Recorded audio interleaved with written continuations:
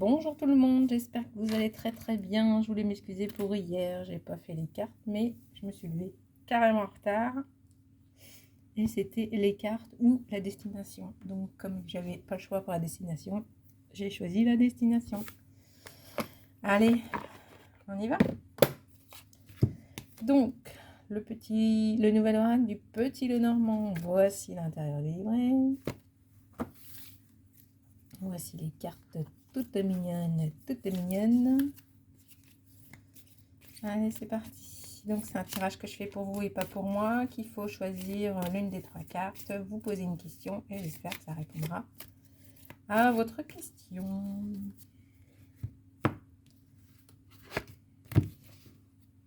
Check. Allez, carte numéro 1, carte numéro 2, carte numéro 3.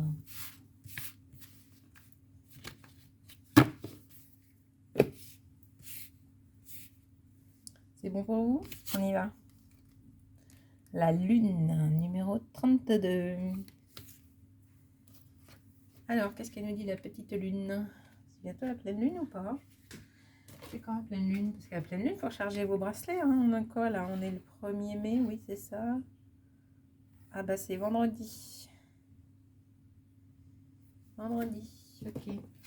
Alors, c'est une carte intéressante, car lorsqu'elle apparaît dans un tirage, elle signale que le consultant va pouvoir ouvrir ou fermer une porte. C'est pas du tout ça, je me trompe, pardon. On n'ouvre pas la porte avec une lune, pas du tout en fait. On recommence. Tout comme la carte de la femme, la lame de la lune représente la féminité, l'intuition, l'inspiration, la créativité, la douceur, l'attention, le foyer. Lorsqu'elle apparaît dans un tirage, elle signale que le consultant va devoir prendre le temps d'intégrer de nouvelles connaissances ou de digérer un événement, voire une situation. Rattachée à l'image des lunaisons, cette carte indique que le consultant évolue en fonction des cycles. Il a donc un parcours à vivre avant d'atteindre un objectif. Sur le plan professionnel, elle invite à suivre ses intuitions ou ses rêves, sans pour autant manquer de réalisme. Elle représente une période riche en projets en entreprise. Elle conseille de laisser aller à l'imagination. Au négatif, c'est la désillusion, la perte de repères, le brouillard, la perte de confiance en soi.